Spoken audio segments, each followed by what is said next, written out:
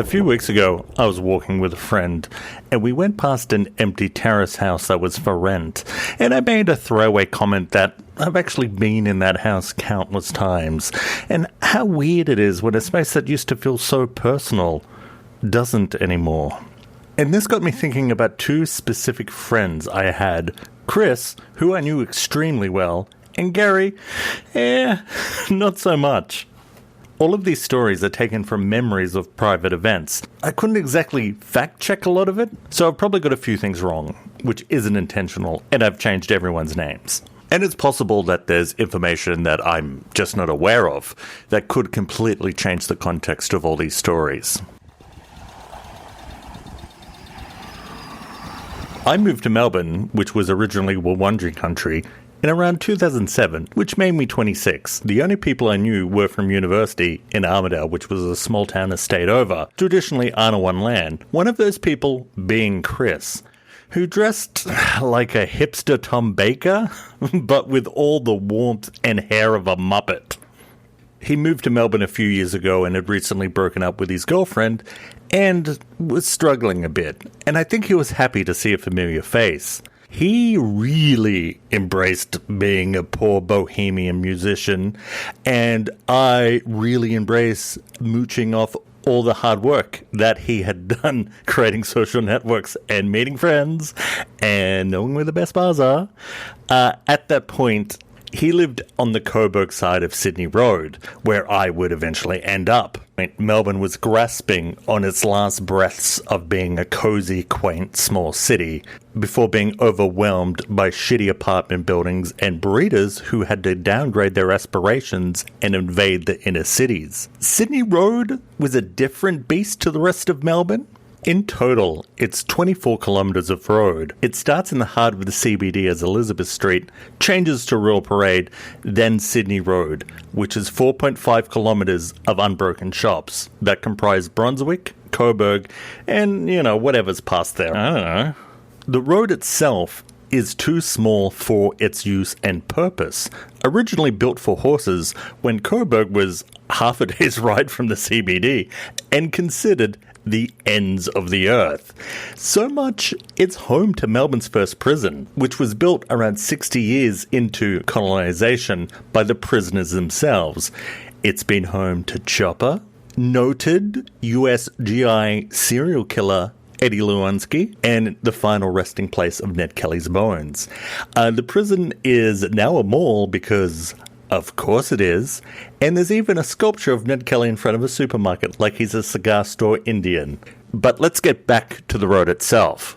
Shops built up on either side since time immemorial, never allowing the road to expand. As for the shops themselves, I feel like it's just a never-ending loop of $2 kebab and bridal boutiques. And what I assume to be privately ran social clubs where old Mediterranean men go to play cards into the wee hours of the morning.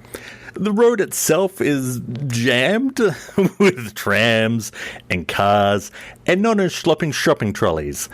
The chaotic sky is littered with tram cables, which culminate in a spider's nest on the corner of Moreland and Sydney Road. It is beautiful fucking chaos. The Brunswick side is way more hip. More bars, more cafes. The Coburg side was old school. You could still find old Greek men swapping lemons for eggs over the fence with their Italian neighbour. Chris, appropriately, was the first person to take me there. And I can still remember looking out of his car in awe. I knew I needed to live there. Chris invited me and Andy, another old friend from uni, to a Brunswick house party. At this point, I was unemployed and living on the other side of the city in a shed. So was Andy. We planned to crash at Chris's house as Melbourne didn't have 24-hour transport then. I knocked on the door and we were greeted by a man who was everything his 16-year-old stoner self wanted him to be.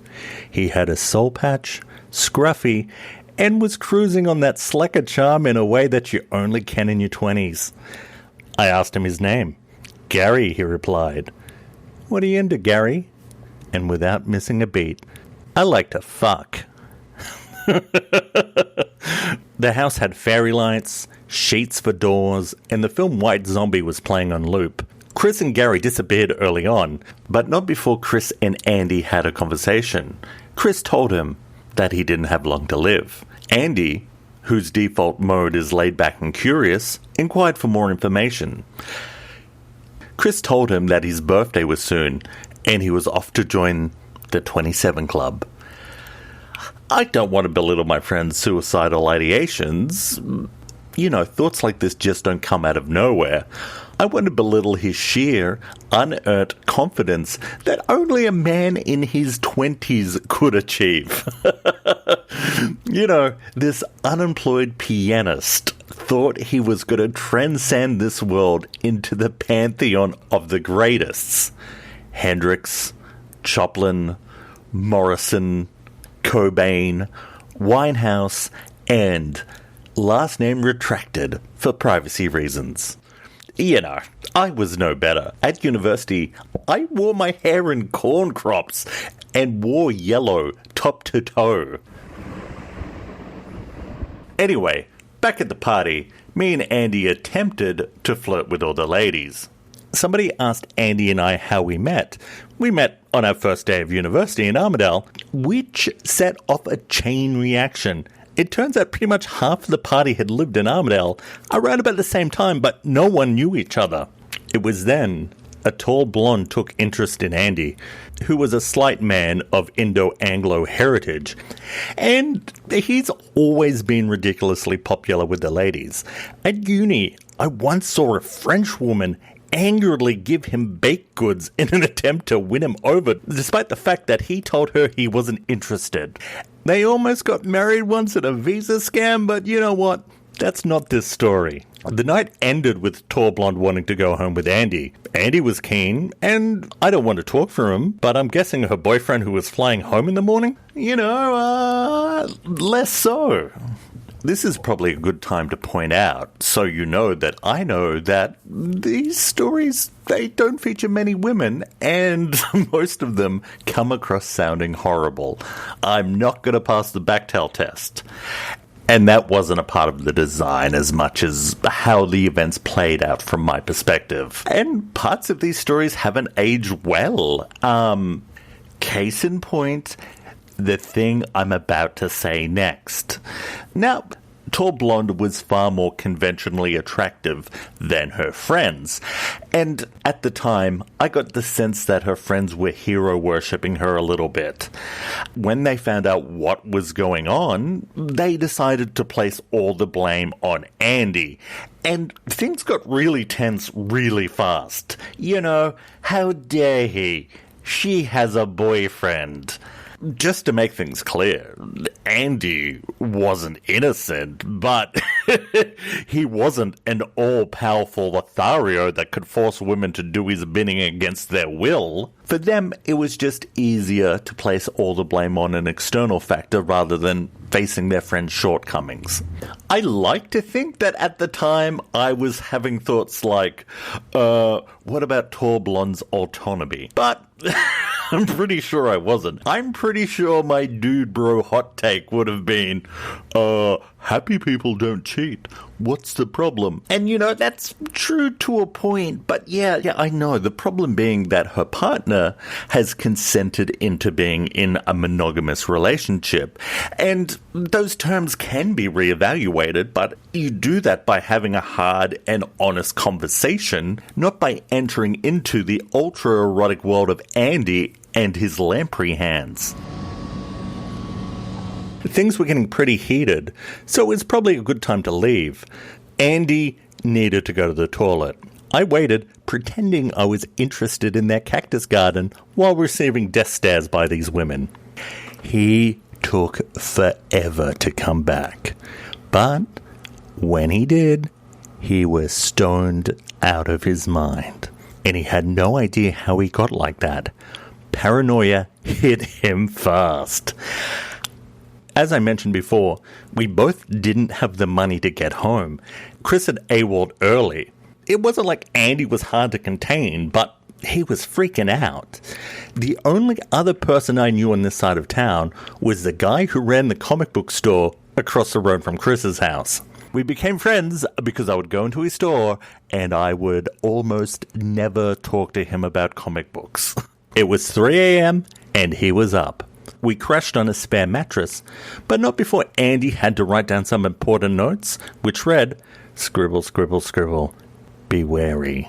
A few days later, Andy was still feeling it, and I'm walking into the State Library, and who do I see? Gary, who likes to fuck. And I tell him about the party. To his great amusement, Andy's waiting for the toilet, and this being every stereotype of a stoner party, he saw brownies. Gary interjected with enough hash to stone an elephant. Now, I don't want to be like those women at the party and blame Gary. I'm going to man up and blame Andy. He didn't see the signs. They were pretty obvious. And the consequences were he got high on somebody else's hash for days. In retrospect, he probably regrets not eating it sooner. So, if you're 26 and living in Melbourne and listening to this, you're probably thinking that it's weird that monogamy was the conflict of that story. Yeah, like I know. I find it weird and it was my story. But it was a time and a place and things change. And if this happened today, she probably would have asked Andy to film it and a boyfriend could watch it the next day and everyone would be happy.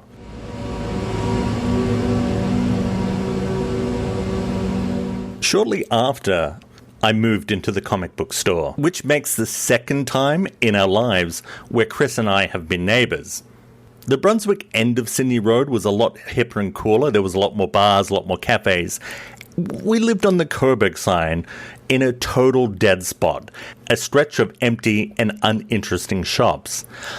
I was working a job in which I was making the most amount of money in my life for the least amount of responsibility. I had heaps of free time, heaps of holidays. I worked nights and slept for most of it. And in this period, I was living pretty hard and fast, spending a lot of my money on booze and worthless DVDs. This was also a period of my life where I knew the most amount of people. I think it's because it's at that age where everyone you know has housemates, and there's a high rotation, and you become friends with the housemates, and then the housemates' friends, and so on and so on. So it was a period where I could go to a bar, any bar, on any night of the week, and at least know someone. That is not the case anymore. And I deliberately said knowing people rather than friends because around this age, the bar for friendship is pretty low. And the older you get, the more discerning you are with your time and how you spend it with people. That's not to say that the relationships weren't meaningful in and of themselves, but they only existed in a certain context. But I don't want to pretend that those were the good old days. They were great, but, I was in my 20s. I was an obnoxious know-it-all who was always mildly depressed about something that wasn't important. So, soon afterwards, Chris runs out of his house. What he probably thought was a high-end op shop. It was more like a fancy garage sale. Because, he wasn't exactly sourcing products. He was just selling stuff he didn't want anymore. And I would finish work on Saturday mornings, sleep for a few hours, then head over where I would sit around, drink, listen to records, and talk to random people. It was great. Now, I know that this isn't exactly an interesting story, but I just wanted to throw it in before things get a little grim. I have heaps of stories with Gary as well. But, sometimes good times aren't interesting in the retelling because they involve that special type of chemistry you have between people that only exists in the moment. And I understand that, conflict is interesting, but it's not the full picture of our relationship. Before we go on, I just want to tell you my all-time favourite memory of Chris. We're at university in Armidale, which makes it around 2004-ish. I wrote a radio play, which I soon adapted into a live radio play, in which we did in a venue in town. Chris did the live soundtrack. The radio play was a parody of Days of Our Lives. I think it was called Days of Living, where I played Falcon Hawk, who was a novelty mustache designer. So you can see it was very highbrow stuff. Anyway, towards the end, when all the villains are conspiring against him, they're all laughing maniacally. Chris is playing, it's getting more intense. They're laughing, they're getting more intense. He's getting more intense, they're getting more intense. He's getting more intense. They've just ran out of breath and have stopped laughing. He's getting more intense. He's getting more intense. He's getting more intense. And then he has this beautiful moment where he was just lost in the music and he just looked up and it was like, oh, I'm sorry. I forgot I was in front of a room full of people and that I was in a play on a stage, and it was utterly beautiful.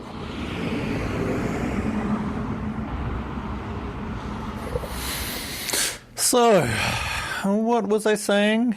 We were in Melbourne, he had the op shop, and then around this point, Chris moves around the corner to Victoria Street. And I have vague memories of his ex-housemates telling me that they asked him to move on because he wasn't pulling his weight and he was owing money. They still liked him. They just didn't want to live with him. And I can't remember if Gary lived in the new house with him. I don't think so, but he might have. The only thing Chris wanted from his life was to be a musician. He was happy to live on nothing, working crappy jobs that he could leave on a moment's notice if a tour came up. He was an outstanding pianist. When he played, he could pull you into his world, his hazy, dreamlike world. In terms of his solo stuff, he didn't have that much success, but he did have a jazz band and he wanted to get them booked in more higher caliber venues. So he wanted to create an online cooking show that, had a house band, his band, that would play and provide a soundtrack for the show and the in-between segments. I would shoot it. Gary, who likes to fuck, the host. The shoot presented some unique problems, and they all came in the form of Chris. Chris was a person who wore his heart on his sleeve, and it didn't take you long to know where his pain was. He was highly sympathetic, but because of his drug use, he was becoming more and more absent when you were in his presence. It's not like he fucked up anything on the shoot, but how about I put it like this? When I entered the house, I said, "Oh, you should have cleaned up." He replied, "I did." Between the flies in the food and the drying out marijuana buds in the background, I don't really think this 20-something pot den really had the mise-en-scene these higher caliber venues were looking for. I knew it. Gary knew it. Chris, not so much. The last segment was by the outdoor barbecue. Chris asked me not to get any of his marijuana bushes in shot, to which I said, "Mate, look at your fucking backyard. Our only option is if I point this camera into the sun." I said before that all the fault laid at the feet of my friend, and maybe that's not quite right. Gary and I saw it was a train wreck, and we quickly hijacked it and turned it into the most offensive cooking show of all time. And I won't pretend that the humor was great. If anything, it probably plays better in memories than on screen. In retrospect, what did we have to lose by treating it seriously? Chris was trying to make a go of his dreams. With an ever-shrinking group of friends, he reached out to 2 people for help. People he thought he could rely on. And they didn't treat it seriously. In reality, this project would have always died, but it might have been on his terms, not ours. And maybe that defeat wouldn't have felt so bad. Maybe it was the wrong decision to get Gary to finger the chicken. Then there was an incident, and I won't go into the details because I don't think it's appropriate. To be as vague as possible, something horrible happened to somebody Chris loved, and he couldn't move past himself to support them. Selfish, yes. Malicious, I don't think so. Hurtful, absolutely. The trauma that sat in his heart had consumed him and turned him toxic. And he just didn't have anything to give. I was angry at him, but I didn't hate him. Like, I get it. I just made a pragmatic decision not to give him any more room in my life. And it just wasn't this incident, but many small things leading up. This was just the final straw. And it's important to point out that I don't know, nor never sought his side of the story. He doesn't even know that I know. In retrospect, I probably could have navigated that better. There's ways to support people without letting them suffocate you. But at the time, I don't think I had the skills to do that. But, if you asked me at the time, I was probably convinced that I could. And then I didn't see any signs of him for a long time. He wasn't really on social media, and if he was, he would jump back for a hot second before leaving. I would check up on him online from time to time. From what I could tell, he had a bit of a breakdown and moved back to Sydney with his parents.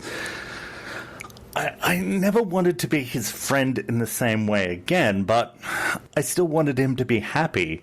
Maybe we'd get coffee once every blue moon when I'm his way. I would continue to run into Gary. The last time I saw him was one night when I was walking to work. He was outside a bar with friends, and we stopped and we chatted, and he told me he was thinking about breaking up with his girlfriend, who, I should point out, kept him and Chris employed in her business. He was thinking about breaking up with her because, she wasn't into threesomes. And then I have no idea what happened to him. Mostly because, it was a time before everyone had internet on their phones and you couldn't instantly add people to social media, and probably have his number on an old phone, maybe. And frankly, I can't remember his last name, which is my fault, because I literally only ever refer to him as Gary, who likes to fuck. I'm also aware that I'm selling him short. But I just want to be honest to the random, odd nature of our relationship. What I like most about him is that we fueled each other's silliness. We just wanted to make each other laugh, and we would do anything to achieve that. Everything was an and yes. Oh, hello, person I've just met. What's that? You like to fuck? And yes, that's your name now? And yes, you love it? And so on and so on and so on. Do I really believe that he was serious about breaking up with his girlfriend for that reason? No. Well, maybe yes, every joke has an element of truth in it, but mostly no. This brings us up to 2021. About 20 years since I first met Chris. When I was originally putting together my thoughts for this, I decided to check up on him. It had been a few years. And I found out that he's no longer with us. Nor has he been for several years. I cried. I cried a lot. I couldn't stop thinking about what his life was like. Did he have any friends? Did anyone hang out with him? I didn't know how it happened, but I knew. I posted about it online, and none of our friends from university knew. I took the next day off work, and a few people rang, but I had no answers. I searched for ways to contact his parents. Phone book? Nope. Social media? No. ABN website? Nothing. I tried searching for all his generically named siblings. I looked at emails in an old account. Then I saw an email that he sent out to advertise a gig. I clicked on it because I knew he wouldn't blind carbon copy anyone, and I looked down the list of names and I saw Mum. I wrote her an email hoping it wouldn't bounce back, and within a few hours she replied and we arranged to talk the next day. She was lovely, smart, graceful, and if only all of us could have a person like her in our lives at our moments of need. We filled each other in on a few details, and I'm afraid I could be stepping on the toes of another person's story that's not mine to tell. So, once again, I won't go into specifics, but he had a slow decline. He was racked with guilt by how he treated people. As a result, he made several trips to Melbourne to try to reconcile with people. As we never fell out, just faded away, I didn't get a visit. He finally got diagnosed, and it turns out he couldn't have a worse vice of choice for his condition. And it just made things much, much worse. On medication, off medication. In care, out of care. Long good patches, quick bad declines. My takeaway is that he took his medication and went to counselling, but ultimately didn't think he had a problem. He was doing it for other people, not himself. 2 weeks before he left us, he released his final album. And on his first and only blog post, he wrote, "Finally, after 5 years of faffing about, I finally got my life together and released my best work yet. I'm truly proud of this release. Many, many hours went into its creation, and I'm now happy to say I'm sharing it with the world, and I hope you like it. I've tried to have as much fun as possible in the studio with this one. Hopefully, you can appreciate the journey. Thanks for listening."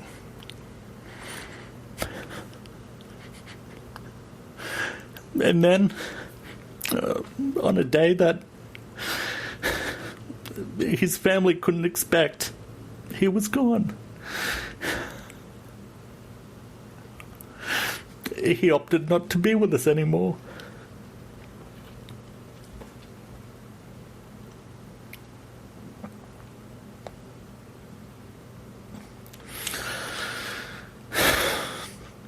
Because she was a good mum, she knew a lot about her son's life, including the last names of a lot of friends.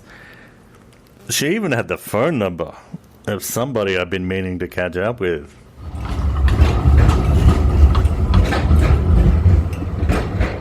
Chris was a part of two intense and transformative parts of my life: university and then moving to Melbourne. We did an all-consuming theatre course. It was one of those experiences in which you forever have a bond with a group of people. You're bonded because you grew with them at an influential point of your life.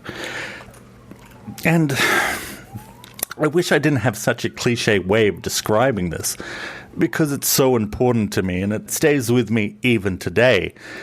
I even found out later on in life, from a lecturer who's no longer with us, that this period of time meant as much to her as it did to us.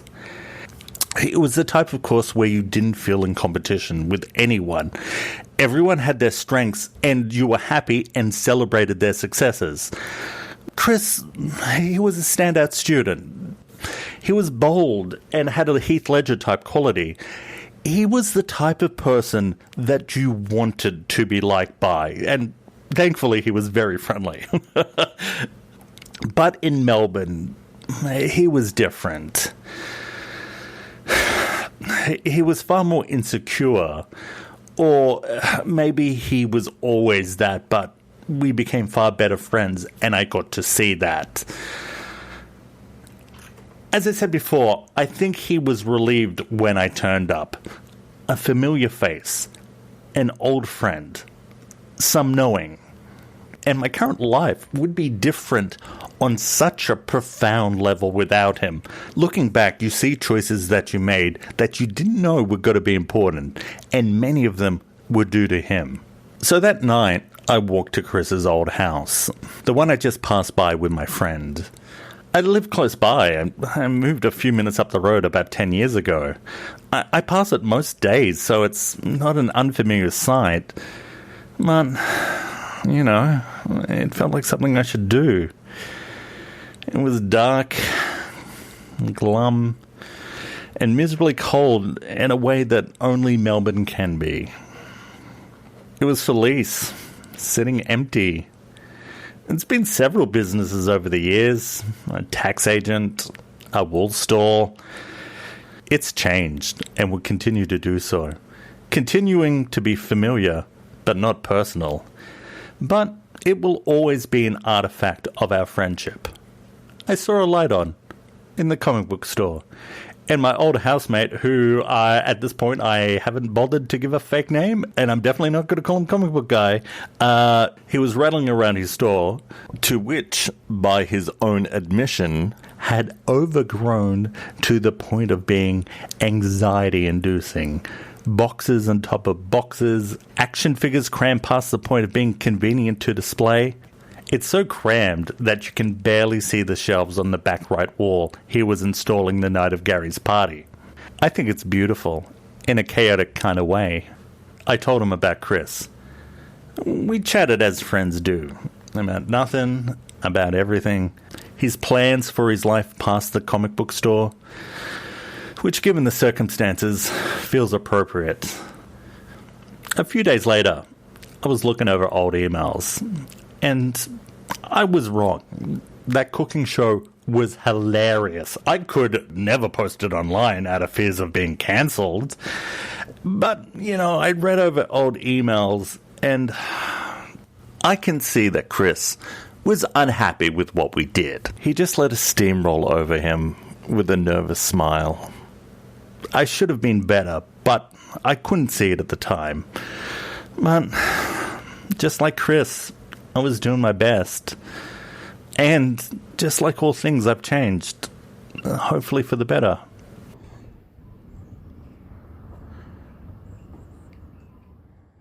So, I shot off a text. Is this Gary, who likes to fuck? And it was. It turns out he stuck with Chris longer than any of our other friends and had lost many sleepless nights over him. And his girlfriend never came to her senses about the threesome thing, and they're no longer together. We're meeting up for drinks, and we're both looking forward to it. Chris is in peace now. And he's next to his brother.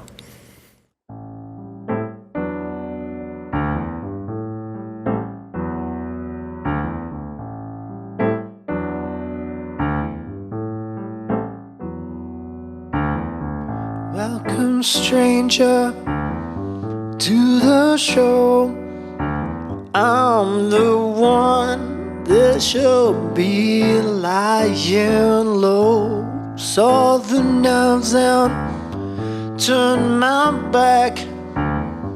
Train coming, and I stayed right on the track. In the middle, yeah, in the middle of a dream. I lost my shirt and I pawned my rings, but I done all the dumb things.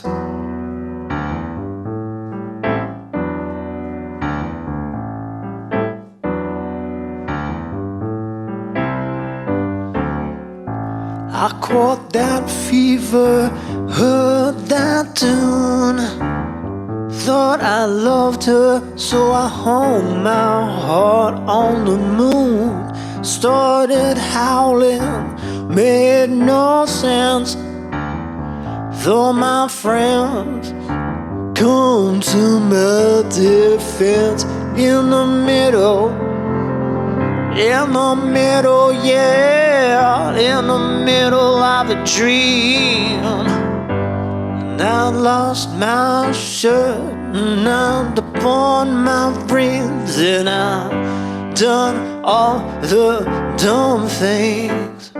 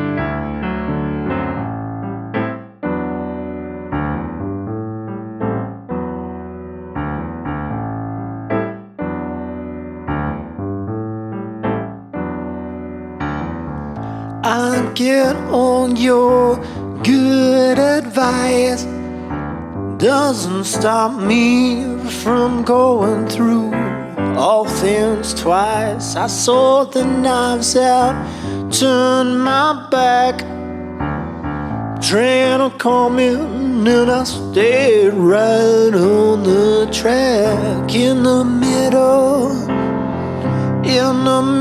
yeah, in the middle of a dream. I lost my shirt and I bought my rings, and I done all the dumb things, and I melted wax just to fix my wings, and I done all the dumb things, and I threw my hat into the ring. Just thought that I had to sing. I've done all the dumb things.